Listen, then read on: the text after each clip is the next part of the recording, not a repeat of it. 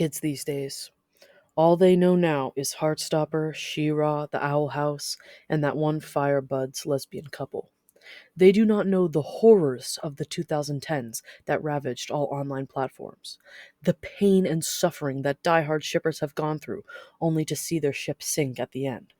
It's time to review the worst queerbaits of this generation and put some good, new media into the spotlight.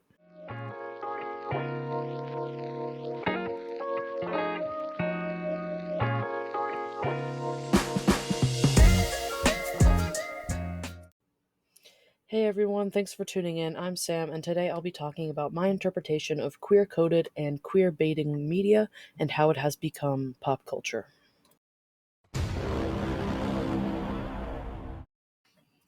There are many different ways people can define queerbaiting. Some are more explicit than others, but the way I see it, queerbaiting is moderate to extreme subtext, where a character is heavily implied to be non-heterosexual, purposefully appealing to the gay community, but that character maintains ambiguity about their sexuality. A new way I have heard queerbaiting termed is pay for gay, which I find really interesting. It's a marketing technique for entertainment that creators hint at, but do not depict LGBTQ plus romance or representation.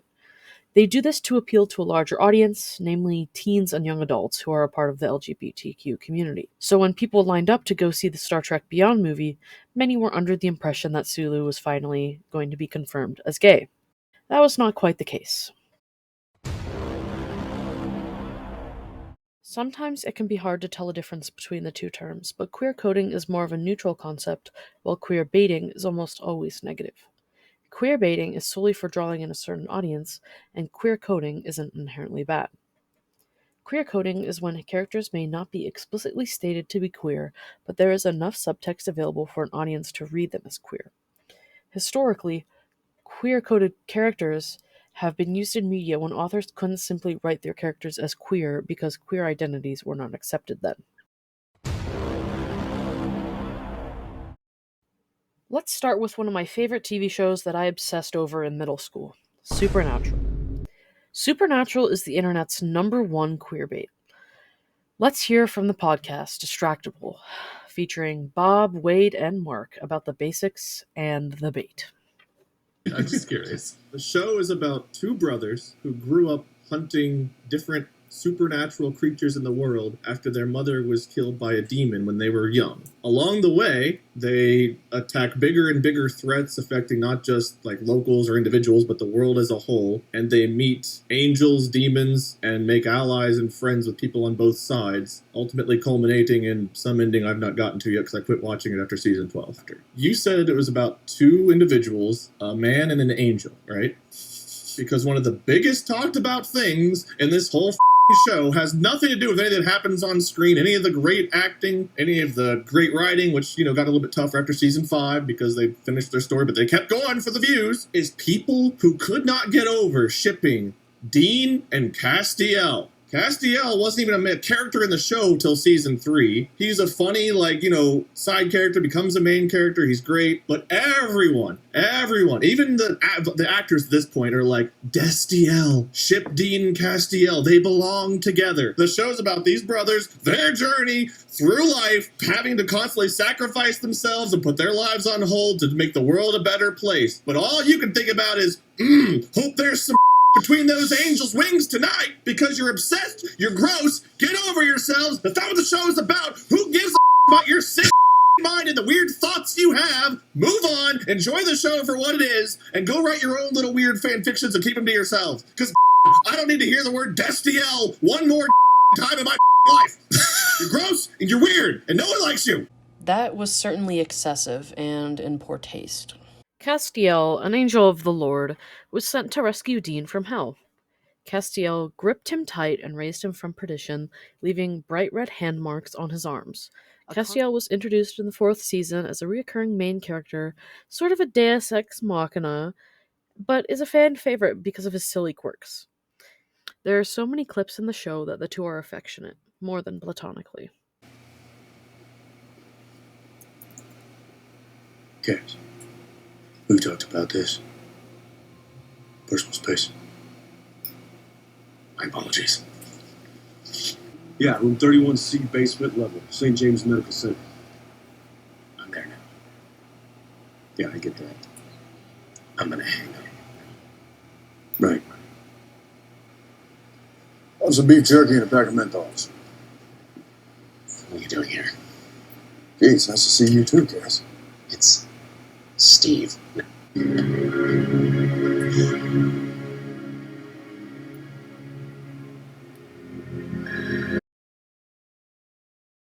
On Supernatural Season 15, Episode 18, Supernatural finally confirmed what viewers had suspected for the past decade. Castiel confessed his love to Dean and experienced a moment of true happiness, which allowed the empty to take him and save Dean's life in the process.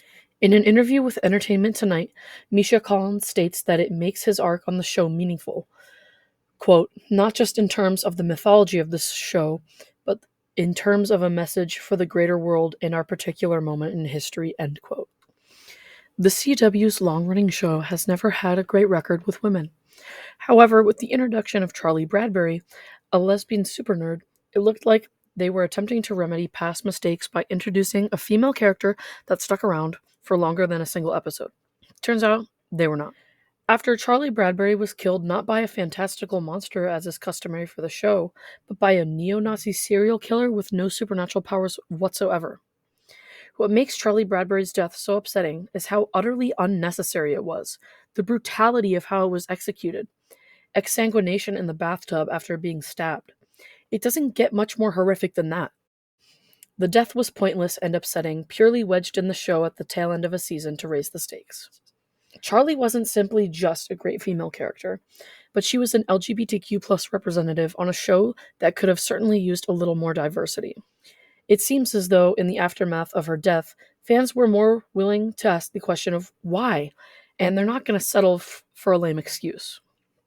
These deaths have real-life consequences, and lazy television writers don't seem to grasp the message they are sending. The same goes for Castiel, who confessed his love to Dean in a heartfelt monologue, then was immediately sent to super gay hell, and the whole time Dean was just staring at him in disbelief.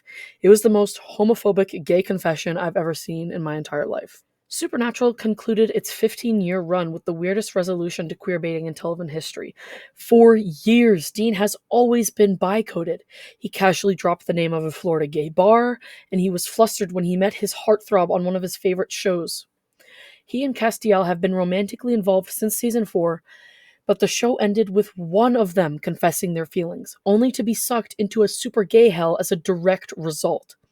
It's the shortest amount of time between coming out and burying your gays since Scream 4 in 2011.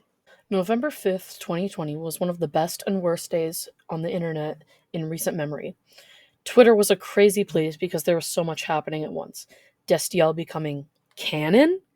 Putin stepping down from office?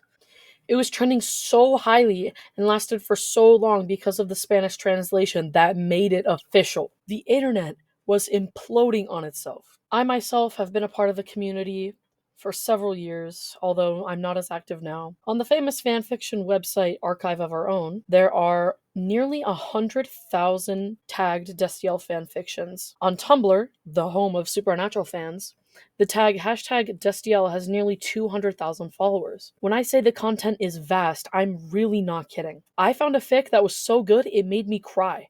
And I was like, how have I never read this before? And I thought maybe it was new, it just got published. No, it was actually from 2010. To conclude, there's a lot of online discourse talking about whether or not Supernatural is racist, sexist, or homophobic, which is a topic for a whole nother video. But most of the internet can agree that Supernatural had the world's most homophobic gay confession in television history.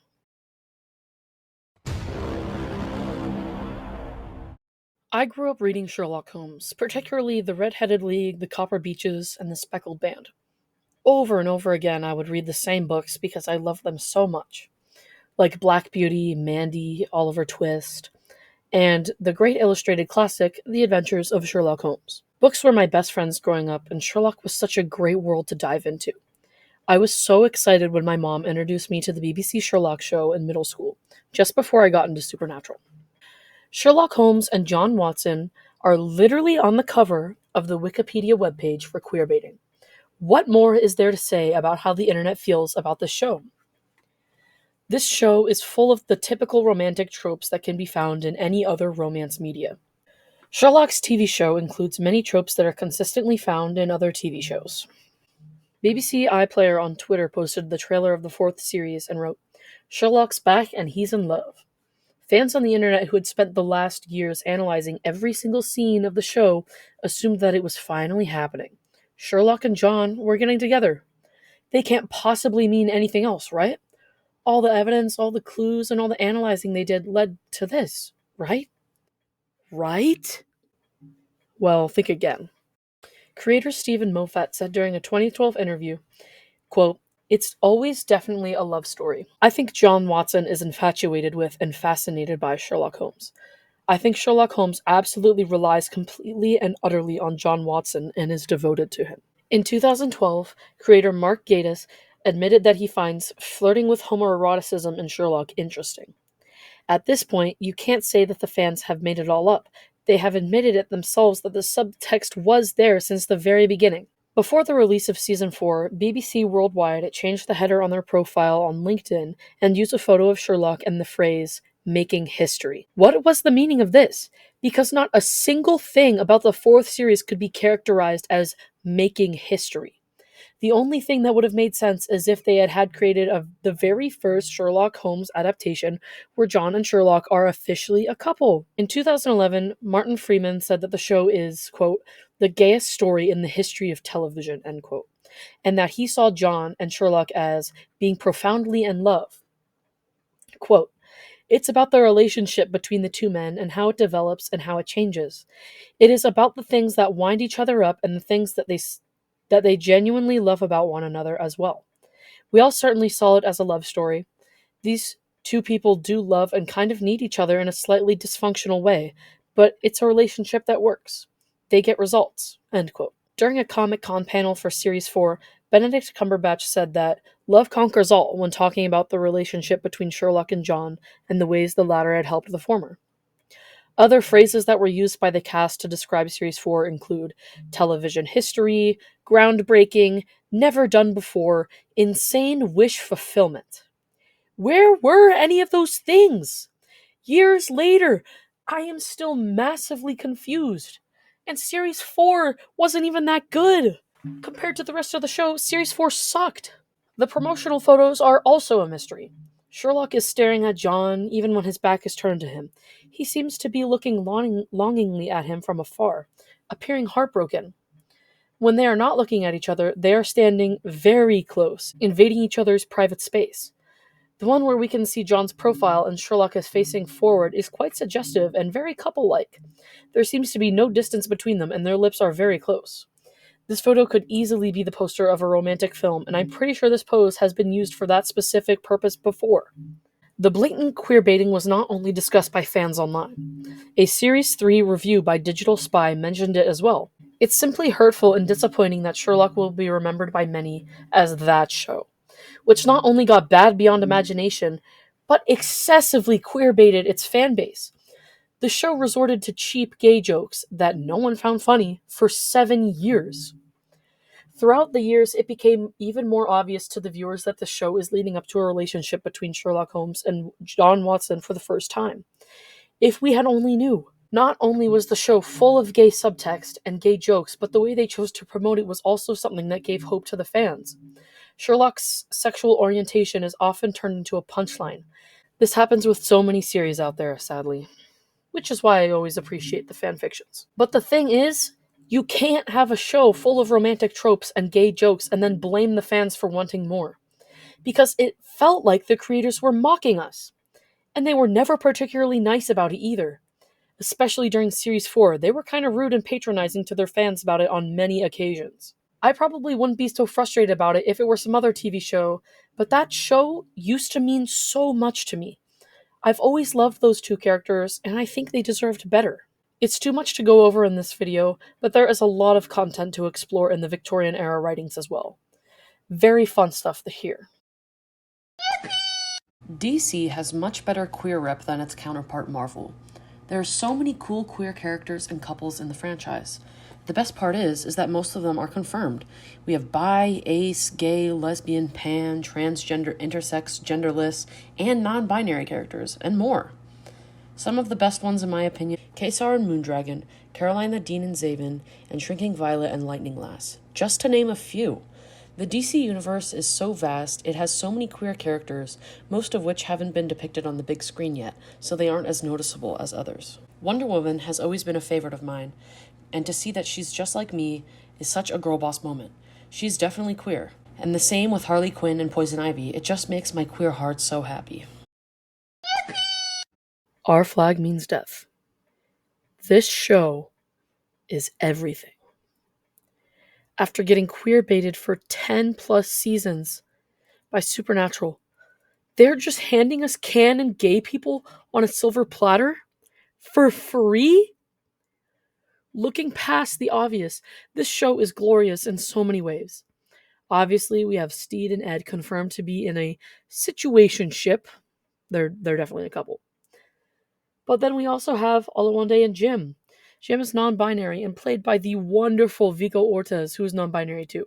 We also have Lucius, who is openly gay, along with several other members of the crew. Our Flag is a whimsical story about an aristocrat in the early 18th century who wants to be a pirate and ends up catching the eye of Blackbeard. But a romance forms instead of a rivalry. To put it simply, this is one of the most camp pieces of media that I have ever had the privilege to watch. After an impromptu test run of swapping their identities, they strike up a deal. Blackbeard shows Steed how to be a pirate, and Steed shows Blackbeard how to be a gentleman. For fans who are used to seeing themselves only obliquely through characters on screen, baited to watch shows via eye contact held for a little too long, or Urban Dictionary phrases no one knows that is code for gay people, even one of the most romantic scenes of the show could feel like a trap for another bromance. The scene in question. Sorry, tonight was a bit of a bust. No, mate, you were right. Wasn't ready. I don't know. I think you're very sophisticated. Thank you. Well, that's a lovely piece of silk you have there. Oh, this tatty old thing. Sometimes the old things are the best things. May I?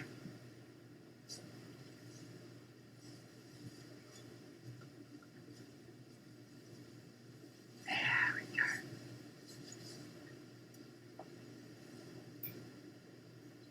Look at that. You wear fine things well.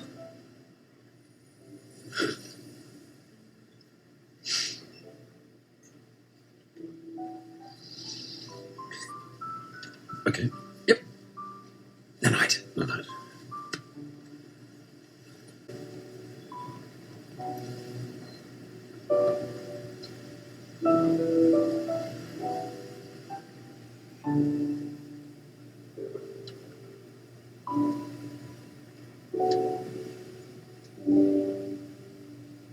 While the circumstances of the story are nonsensical and full of tomfoolery, the love story between Ed and Steed is as real as fiction can get. The moment that they kiss is not one of desperate love or lust, but it was more like a breath of fresh air. Our Flag Means Death has the most simple, deliberate, and gentle depictions of queer joy that are absolutely breathtaking. The plot isn't convoluted, it has a brilliant script that makes you self-reflect and laugh and cry. I love the part of the story that includes older men learning emotional intelligence and stepping outside their comfort zone, learning how to face trauma in a mostly healthy way, and dealing with its after effects with care. It is just an absolute delight to watch and rewatch this show time after time after time. I am eagerly anticipating the next season this summer. While these 4 pieces of media are just a small look into the world of queerbaiting online, there are other questionable pieces of media that I didn't have time to get to today. These being South Park, Steven Universe, Wednesday, Voltron, Merlin, the Marvel Cinematic Universe, Grey's Anatomy, Harry Potter Universe, and HBO's Velma. With these shows unlocks a multitude of other problems and stuff that I just cannot get to today.